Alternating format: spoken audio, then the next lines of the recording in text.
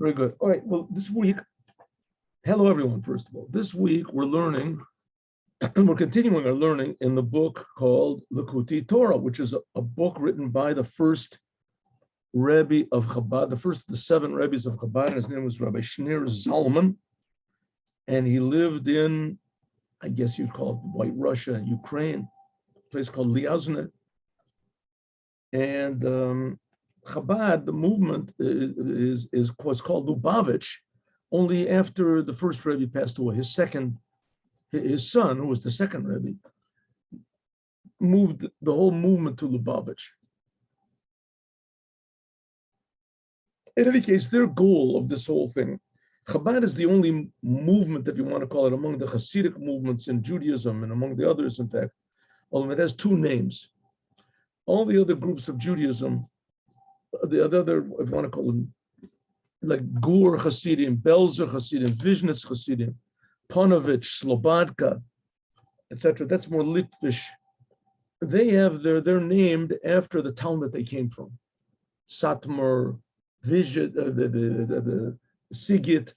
There's all these, their different names, tribes, whatever you want to call them, and they centered around.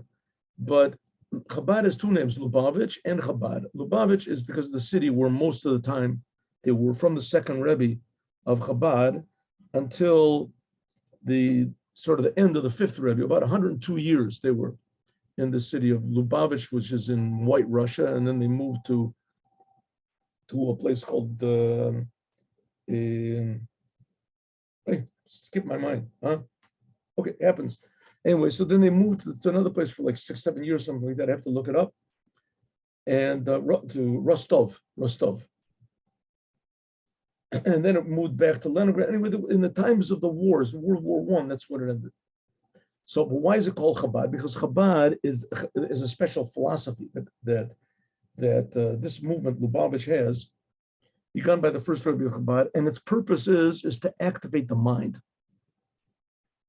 Chachma Bina V'das, to have the proper concept, that's Chachma, the proper understanding, that's Bina, and the proper realization, or the ability, the opportunity to have realization of these ideas of God.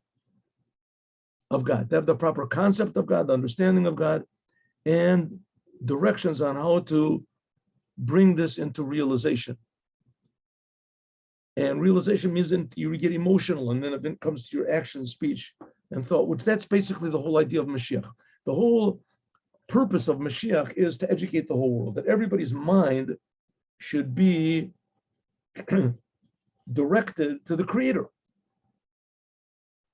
Instead of everybody's mind being directed to themselves, it should be directed to the Creator of the universe, who's creating us. So it puts yourself into this whole tremendously meaningful and dynamic perspective. That's supposed to be the idea of Chabad Chassid, and that's what we're learning. That's what we're learning here. That's what the Rebbes of Chabad, there were 7 Rebbes, and what they gave all of their time and all of their energy, and often with great expense and with a lot of opposition, from Jews.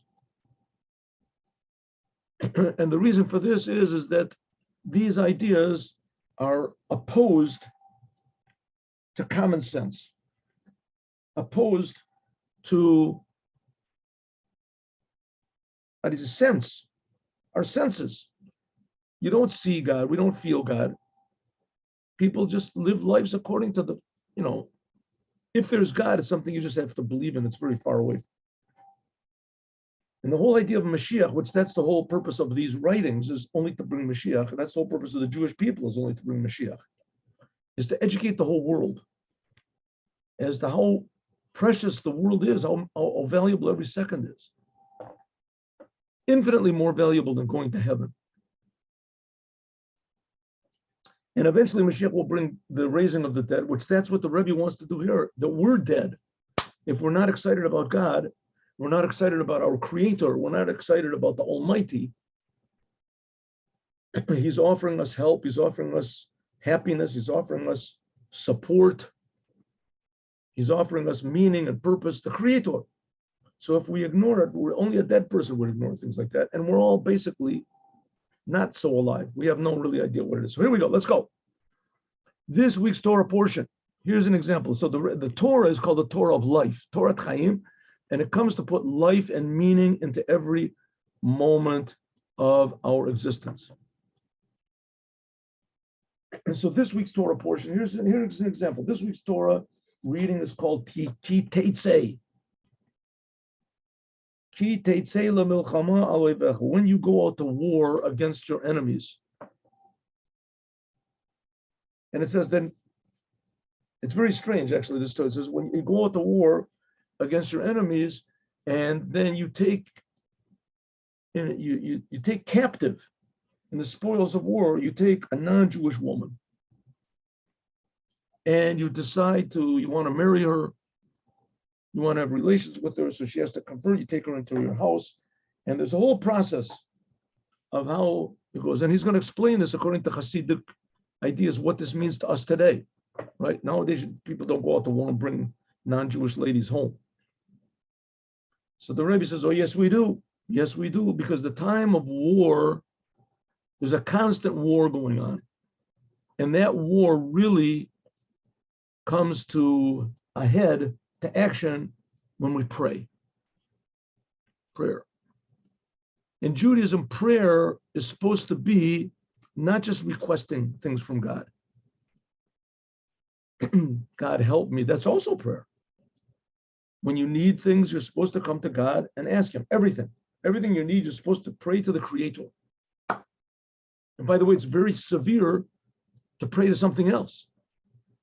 Right? If you pray to some other God, other form of, you pray to the Son of God, you pray to the servant of God, you pray to the God's grandmother, who knows, whatever you're not allowed to do that.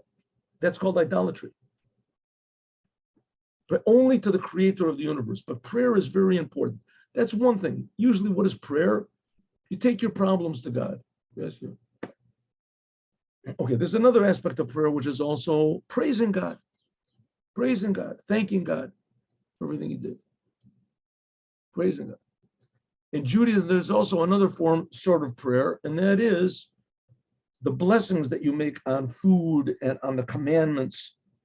It's also a form of praise, but it's sort of like in the middle. But there's a whole different world of prayer, and that's called, prayer is called the service of the heart. It says you're supposed to serve God with all of your heart. Avdu b'leivav shalem. Prayer is supposed to be the service of the heart.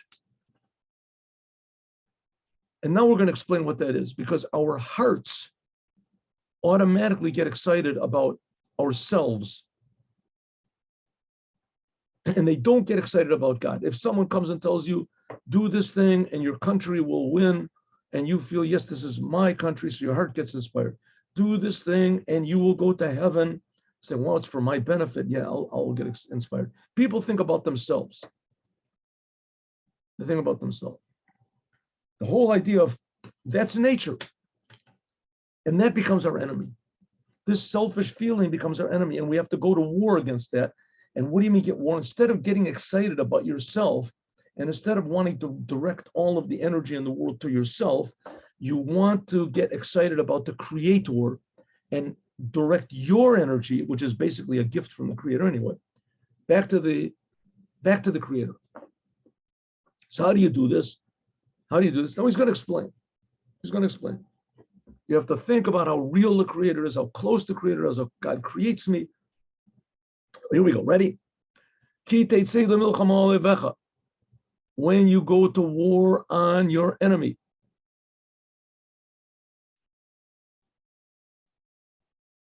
And God will put your enemy into your hand.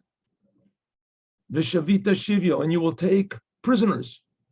And it continues on. You see among the prisoners, you see a woman that finds favor in your eyes. Morning. It says in the book, the Zohar, Kabbalistic book. Good morning. Good morning. It says in the book, the Zohar, good evening to you. Are we just starting? We're just starting. Here we are. I mean, you came in a little bit late, but that's okay. Yeah, I wanted to talk to you. Okay, maybe between these shiurim. Afterwards, yeah, you talk to me afterwards. Come a little late. Next time you have to bring a note from your mother. That's okay. Hine, Ita B'Zohar, it says in the book the Zohar. The Zohar, what's the Zohar? The Zohar is what we call a midrash. It was written by Rabbi Shimon Bar Yochai about 1,800 years ago, something like that, 900 years ago. Zohar, and it's sort of like the basic book of Kabbalah that's used today, Kabbalistic ideas. Most of the book is not, overt difficult Kabbalah. It's not all these sphirot and these things. There's certain parts of it. It's called the Edra Zutra, the Edra Ramba. That's Idra Rabba, Edra Zutra. It's small parts of it that are really, hardcore Kabbalistic ideas. But most of it, it's based on Kabbalistic concepts. And here's one of them. It says, Shat Saluta, the time of prayer. Shat Krava is the time of war. Aramaic. The whole book is written in Aramaic. The Kativ, and it is written, Asher lakachti mi'are amori b'charbi u'b'kashti.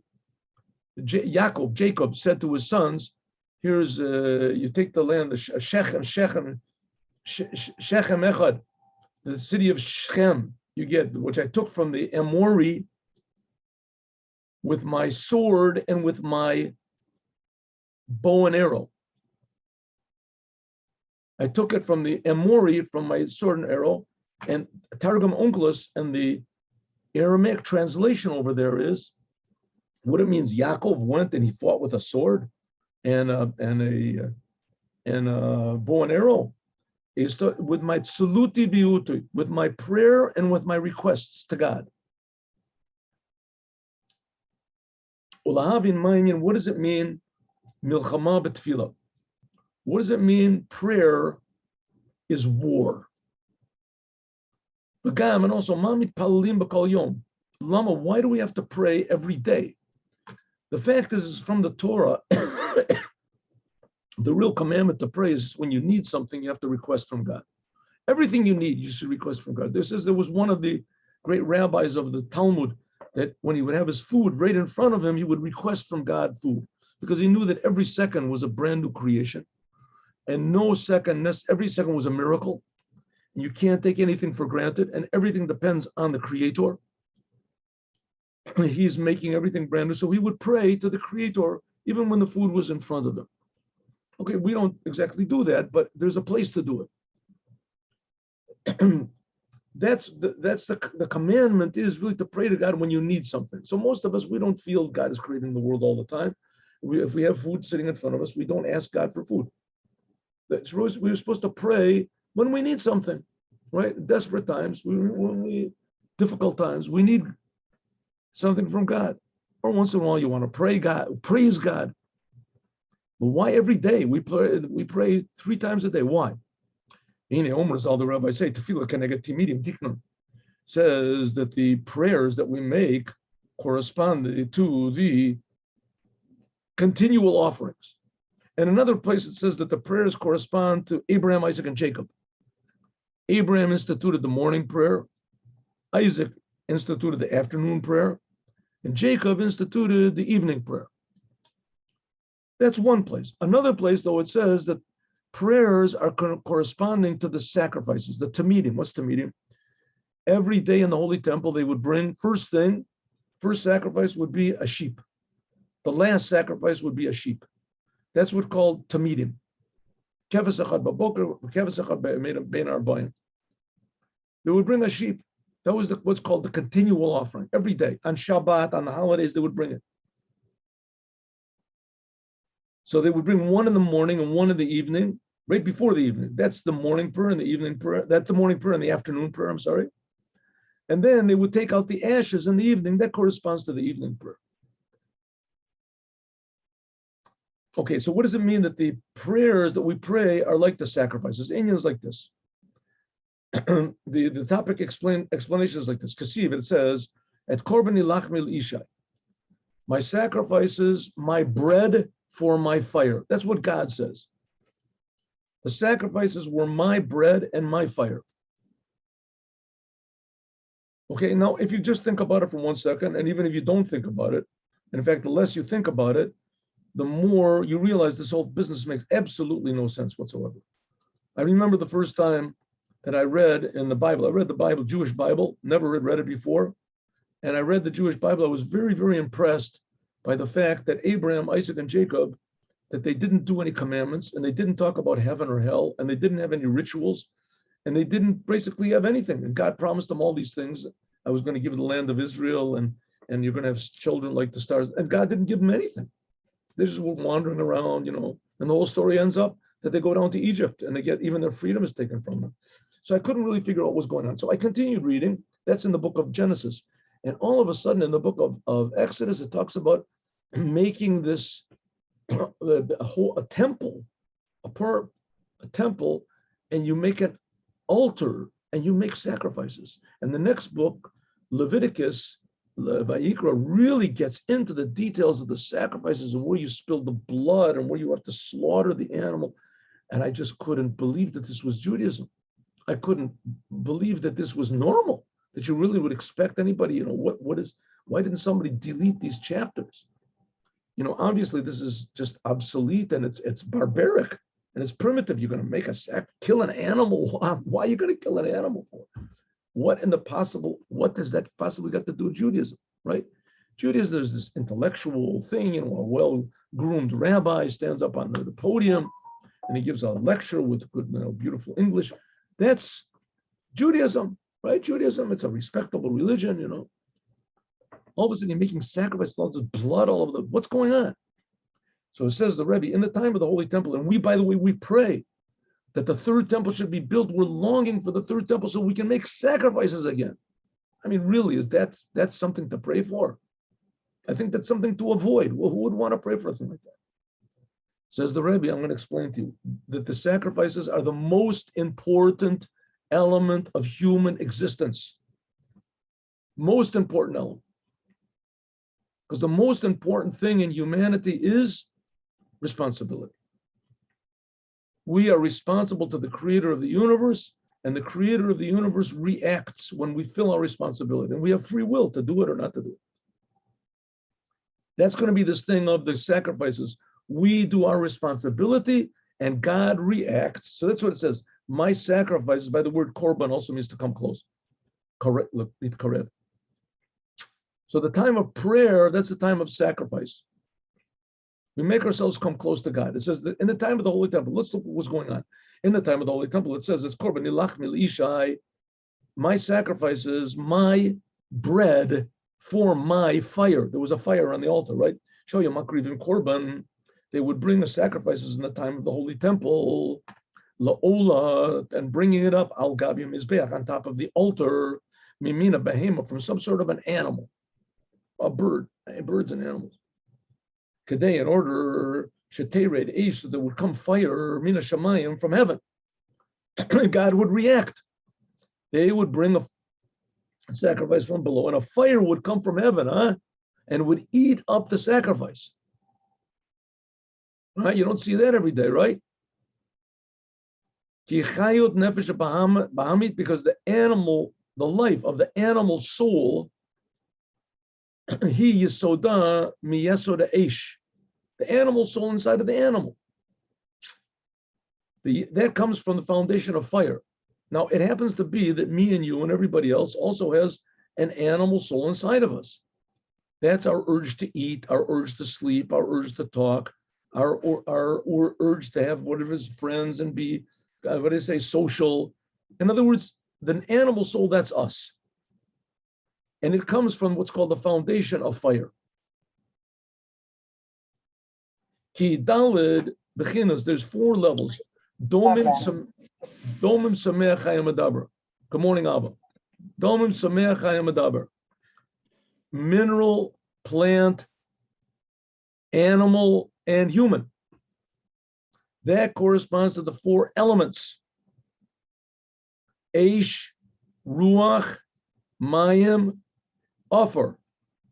4 elements. The 4 different types of life form, mineral, plant, animal, human, that corresponds to Eish, fire, that's animal. Ruach, that's human. Mayim, that's plants. Offer, that's mineral. Ubechinas eish, the level of eish, that corresponds to the animal soul inside of us. Ubechinas ruach, and the level of spirit, we said of wind, right? One of the four elements, wind, that corresponds to medaber, humans. Because see, like it says, when God created man, it says man will be for a living soul. Right? God created man, right? First man week back there. And another, what is it, 2 weeks? A little more than 2 weeks is going to be, we're going to celebrate his birthday. Adam's birthday, big day. Happy birthday to you, Adam. That's Rosh Hashanah. Rosh Hashanah is the day that the first man was created. Nefesh Adam la Nefesh Chaya. God created him as a Nefesh Chaya. The Targum Onkelos and the Aramaic translation is, what is a Nefesh Chaya? Ruach mamlala. Malala. Oh, a speaking spirit. Speaking spirit, that's medaber. Humans are called speakers. So they would bring this animal soul, animals. They would bring animals on the altar. That's the Aish, right? We said that's the element of fire. And when the fire would come down from heaven, then the fire from below would be included in the fire from above. Okay, that was the animal. They would actually bring real animals. The animals could only be from 3 types: sheep, goats, and cows, oxes, whatever. But in any case, that corresponds to the animal soul of a person. Now, in the time of the temple, you felt that the creation was being included in the creator. You felt it. And it was a tremendous inspiration for everyone that went. First of all, going to the temple alone was a tremendous inspiration because you went to the temple and you had a feeling that you're being created, that God is creating you. Suddenly you realize your whole way of looking at the world was very, very small and limited and, how do they call it, myopic, nearsighted or pinpointed or whatever. You didn't see the whole picture. You went to the Holy Temple, you felt, wow, there's a creator. Made you happy already. And then you felt the creator, not only is he creating you, but he expects something from you. You have responsibility to him. And when this sacrifice would be made in the temple, any sacrifices, but here these sacrifices, the daily sacrifices, they were made by the priests in the Holy Temple, the Kohanim. For all the Am Yisrael, for all the Jewish people, you would go and you would feel that your animal soul is being connected to its source. This fire from above also is bechinas beim. It's also an animal. And the source of the animal soul comes from what's called the upper chariot of God. There's a whole system. Pnei Aryeh, Pnei Shor. So we've spoken about this a lot of times, just like when I move my hand, right? So there's a tremendously complicated process that goes from when the urge in my soul arouses to move my hand until it actually goes into my consciousness and then my thoughts, and then it inspires movement of my nerves, and the nerves, they pull on the tendons, and the tendons on the muscles, and the muscles work on the bones, and then the bones are in coordination with my feeling and my fingers and etc. And everything has to be working properly. And then my finger moves tremendously. My finger moves tremendously complicated, but we don't see that. People move their hands and feet all the time. We don't see anything big deal about it, right?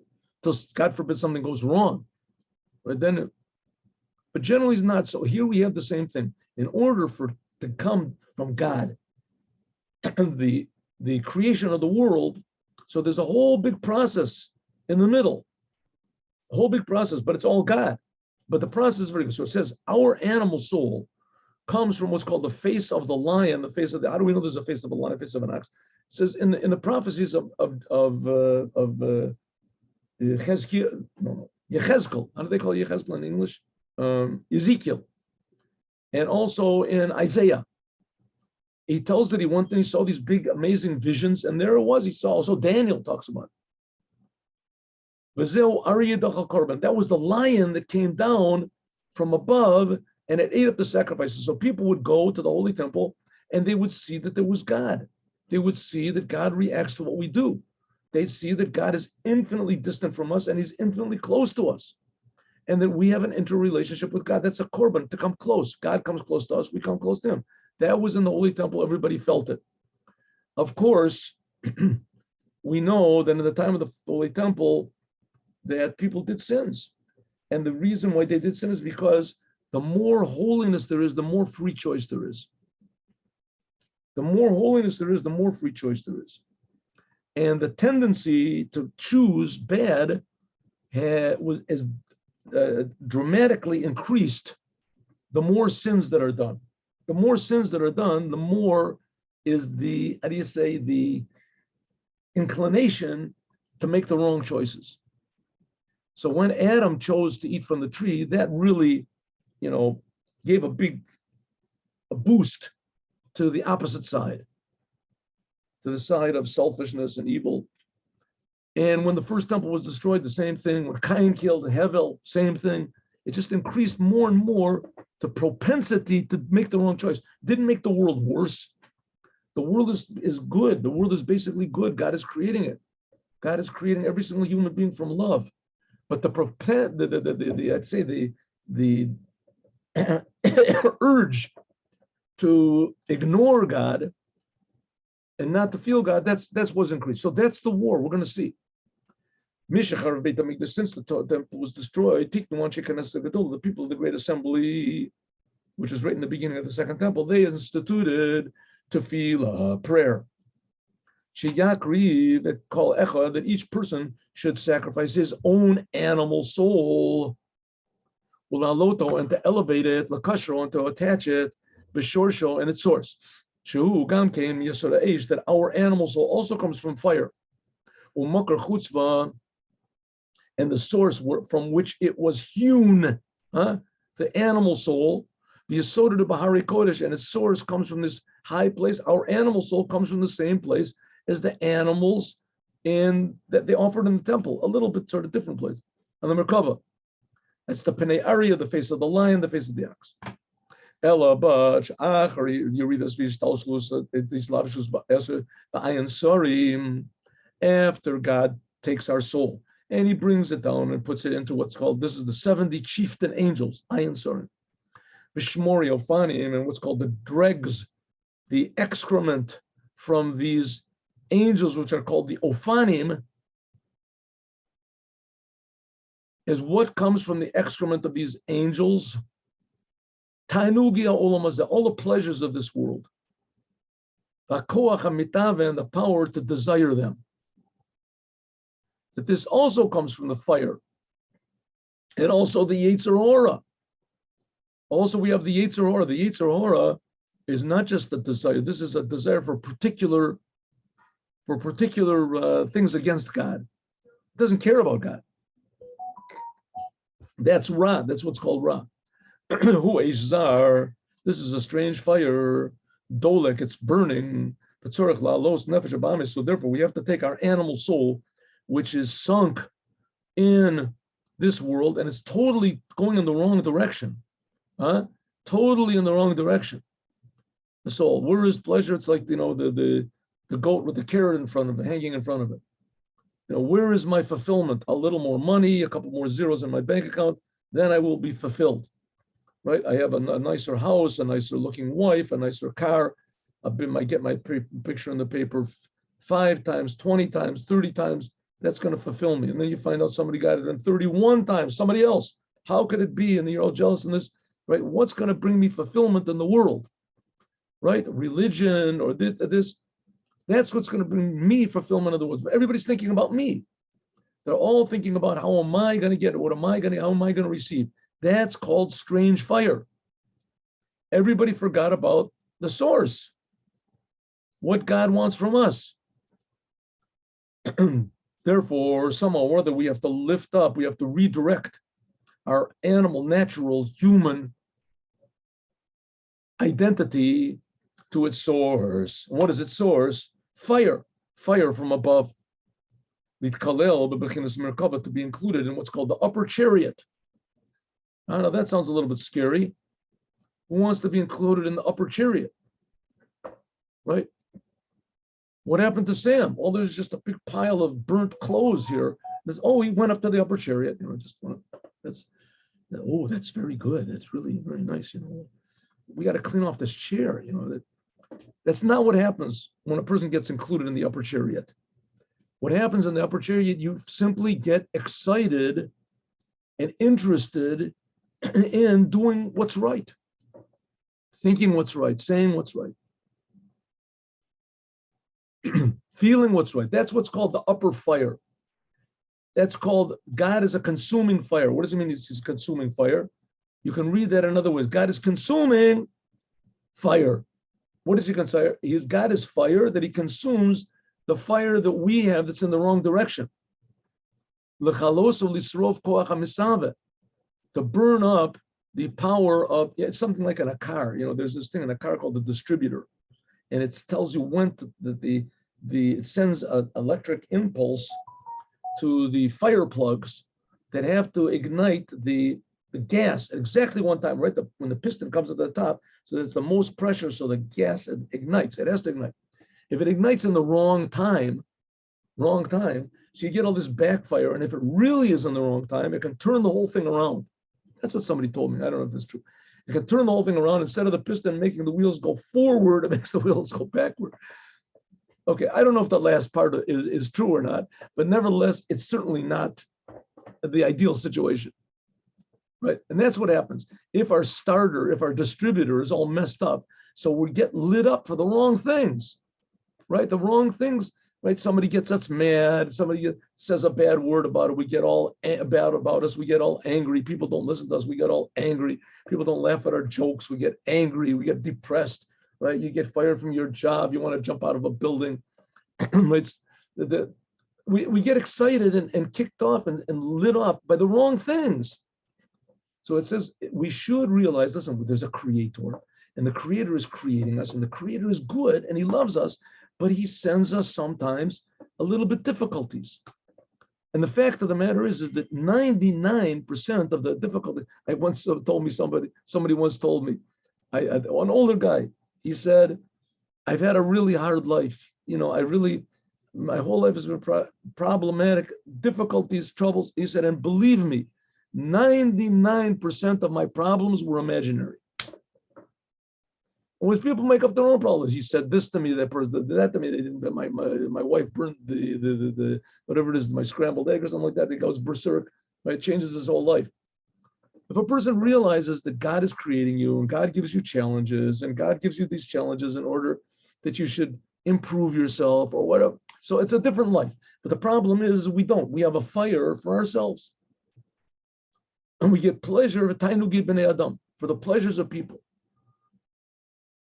In this world, you shouldn't go in them. Really, the pleasures of this world, you should partake of the pleasures of this world. You sure you should, but you should be karirus. It should be cold. You want to have a Ferrari, you can have a Ferrari. Right? Why would a person want a Ferrari? Why would he want a Ferrari? Because maybe it'll impress people. And by means of that, you can get them to put on tefillin, you can get them to listen to what you have to say something about God, something about holiness. But if not, then the only person who wanted a Ferrari is because that people look at him. I don't know why. I remember somebody I was in Florida. My wife has friends in Florida. So we went to Florida. So some guy, he gave me a Corvette. I have an album of music, and on the front is me sitting in this Corvette. So I was in a Corvette. I came from the 60s, and I said Corvette. So it was an automatic. It wasn't anyway, the thing, it's a nice acceleration, the problem, it was in Florida. So how much acceleration do you have? It's between one light and the next light, the next light.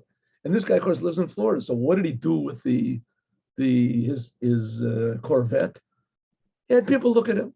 He drove and he goes, vroom, vroom, vroom. That's it. It took 5 seconds to get from one light to the next light, and everybody else it took a minute. Okay, so what? So what did I? In the end, we stopped at the same light. What do we get out of it? So if though, really, when I was, take an example, I was in this Corvette. Ooh, I get out of it. People looked at me. I waved at people. A couple of people even put on tefillin. I asked them, come and put on tefillin. Okay. If you can use these things to serve God, you have a nice, beautiful house so that people feel comfortable when they come, your guests, and you can make Torah classes there, and you can make 100%. But if a person is just interested in this world, physical, because of himself, and really thinking about heaven, let's say it's a little bit better, right? Because it doesn't make you so, at least you know there's something above you, these other religions. But the fact of the matter is that how we have an animal soul. And that animal soul is fire about the world. And therefore, what do we have to do? We have to direct that to thinking about God. What do you think about God? That God is creating me. Nothing I have is my own. The whole world is not my world. The whole world is God's world. Everything that happens is God's making it happen. And you have very, very, very little control over it. The main thing you control is your negative thoughts, your own projections. And when something does happen, so you take it positively as positive, what's the solution, right? What is this demanding from me? That's what the world is about, but it's God's world. It's not our world. When a person realizes that and feels that God is creating everything, at least he thinks about it, so that means that his fire gets connected to God's fire. And he doesn't get so fired up about the world. Every day. A person's, how do you say, selfishness, mitkaber love, gets stronger and stronger. And every day you have to draw new fire from above. Because it says, it says that God created days, mispar, katzava, that God created a certain number of days, a sentence in Psalms. That God created a certain number of days for everybody. 70 years, 80 years. You live 120 years. There's a sentence in the Torah that says, Adam kehevel doma, man is like a wind. But there's another explanation. Adam, that he lived for 930 years, is like Hevel. It's not so clear how long he lived, but let's say he lived, let's say, a couple days, whatever it is, because Cain killed Hevel, right? It says, Adam kehevel doma, man, when a person dies, it didn't make any difference if you lived for 930 years or if you lived for 5 days. The main thing is what you did in that time, right? If you ate 930 years, ate chicken or whatever you did, you drove around in your car. So what did you accomplish? You didn't take any of that with you. You did something good. Oh, you did a good deed. You did a prayer, a positive thing. You were honest. So it says, however much time a person has, right? You have 930 years like Adam, whatever it is. But in the end, the person dies. A person has a certain amount of time to live. And when a person dies, then that's it. He's just as dead as everybody, as a squirrel. So what did you do in that time? The only reason, it says, and the godly soul, these years, this allocated time was not given for the godly soul, which is inside of us, because the soul doesn't have to get fixed up. Well, because it's nitzchitz, it's eternal. And it's not in time. But it's totally united. It says with king. Okay, here the Rebbe is now talking about the Jewish godly soul. The Jewish godly soul is something totally unique. It's like the Holy Temple, like the Holy of Holies. There's no binyan in the world, no building, in the world that is vaguely similar in any possible way to the Holy Temple. The Holy Temple was not just a big synagogue. The Holy Temple, especially the Holy of Holies, but to various degrees the rest also, was God revealed in the world. It was a window into the infinite, a view of the Almighty.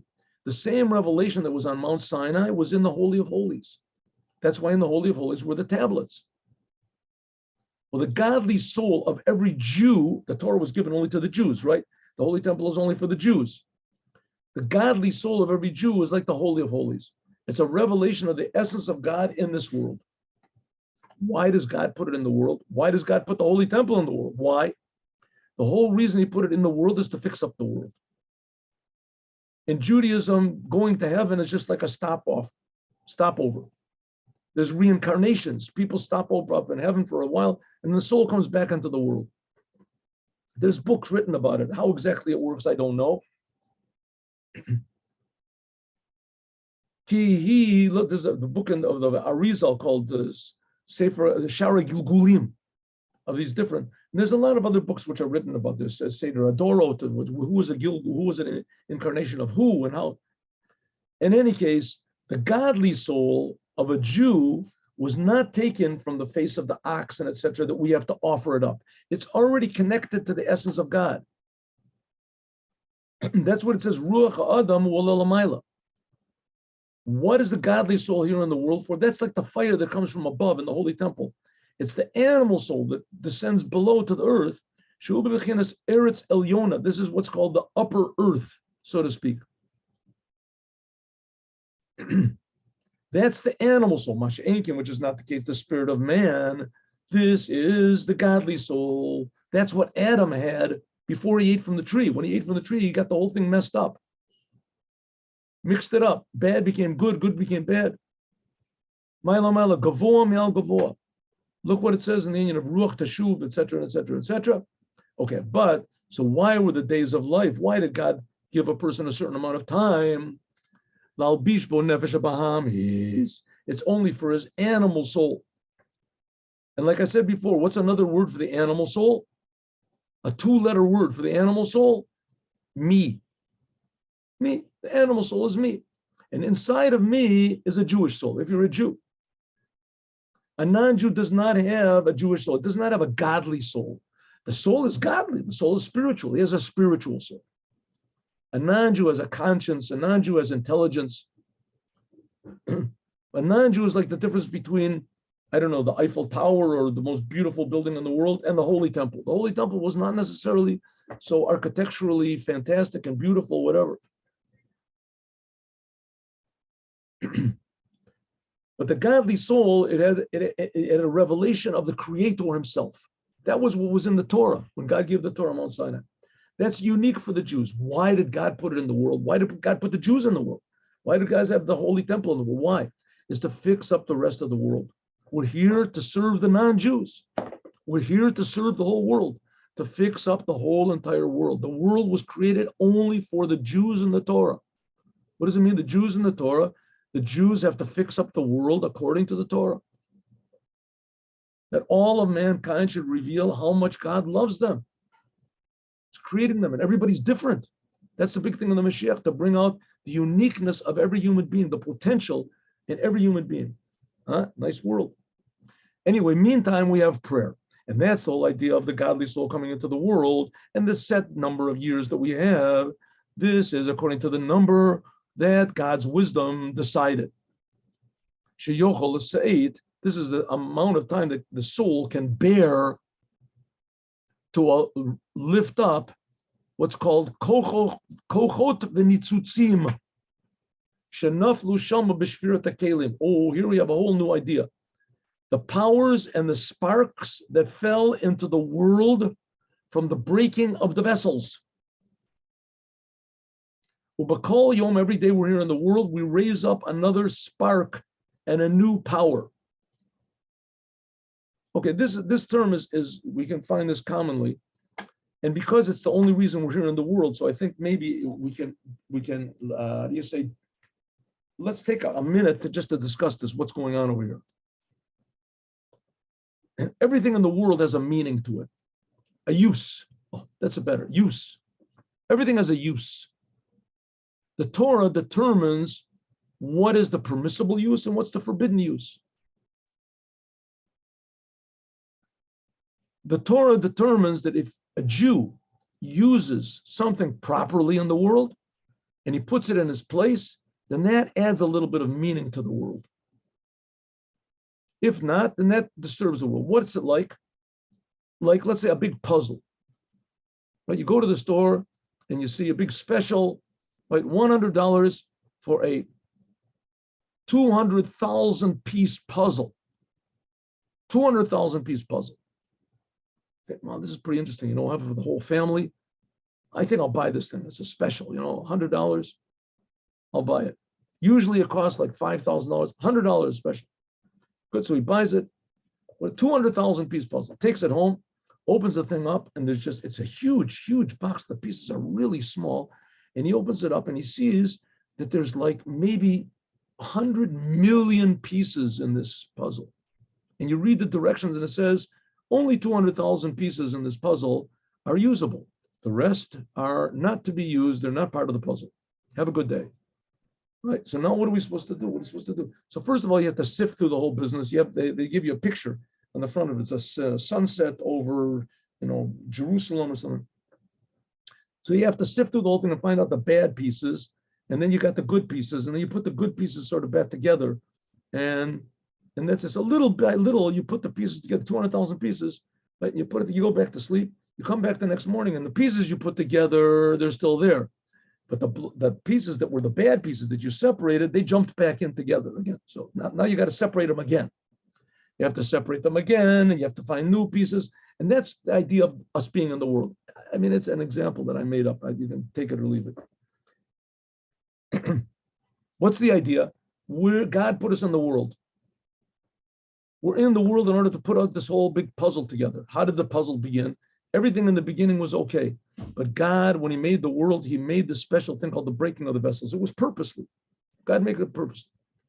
He made it. If Adam would not have eaten from the tree, so it would have been much clearer, right? There wouldn't have been 200 million bad pieces. It would have been, let's say, 200,000 good pieces you have to find, and there would have been 20,000 bad pieces.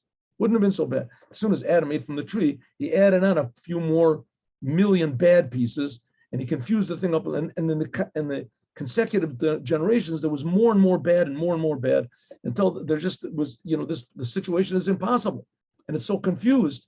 And the bad outnumbers the good by, you know, 100 to 1, 1,000 to 1. I don't know. Don't be exact with my numbers that I give. So that's what the world is now. So this says the world is now, all those good pieces, they're called sparks. They're called sparks and powers. And they fell, what's called the breaking of the vessels. And every day we put things back, we make it a little more meaningful. Instead of being just a little meaningless piece, all of a sudden it becomes a part of the sunset over Jerusalem, whatever the thing is, becomes a little more meaningful. Koach Hadash. So that's why we're in the world, to make the world a little bit more. When we put the whole thing together, what are we going to see? That the whole thing is one big, amazing miracle from God. And it's got all these amazing details in it, and it all depends on us. And every human being is a precious spark and a precious piece. That's why we have to pray every day. So it says, even though that there's fire that comes down from above, but we have to bring a fire from below. And that's an arousal from below. That's what we do. And this is by hitbonenut. We have to think. We have to contemplate. We have to deeply, deeply consider if all this stuff we just said is really true or not. God is really creating me? I mean, are you serious? God is creating everything all the time? I mean, you really expect me to believe that? God cares what I do. God reacts to what I'm saying. Come on. So that's what Chabad is for, to get the concept properly, to get the understanding properly. But the most important thing is it real? To realize it. Is this really true? God is really creating me. That's really true. A person sits and he thinks about this, and if it clicks, that's called dat. Ooh, that's lighting the fire from below. As we'll talk about more. Okay, now my friends, listen. There's gonna be another class right after this class. Okay, I am going on a vacation. It's a forced vacation. My wife wants to go somewhere. In any case, don't tell her I said this, but I'm going on vacation and I have to enjoy the vacation. Where are we going? It makes no difference. I'm going to be back only on Thursday in the late morning or something. Thursday. So therefore, there will not be a class tomorrow, Monday, Tuesday, Wednesday, or Thursday. 4 days. I thought it would be a little bit shorter, but it's not. 4 days there won't be classes. But with God's help, I will try to make, after this class, I'll make 4 classes in Likuti Torah and Devar Malchut. I'll try. We'll see how many comes up. And I will label them. Monday's class, Likuti Torah. Tuesday's class, Wednesday's class, Thursday's class. All number. So you can look, and you can look at YouTube. You have the YouTube address, YouTube, and you can see the coming classes. If you want to, you can peek. You are allowed to peek. No one will know.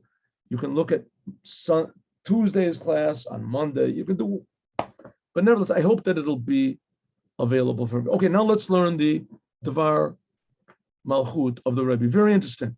It talks about also how to make war and to be at total peace at the same time.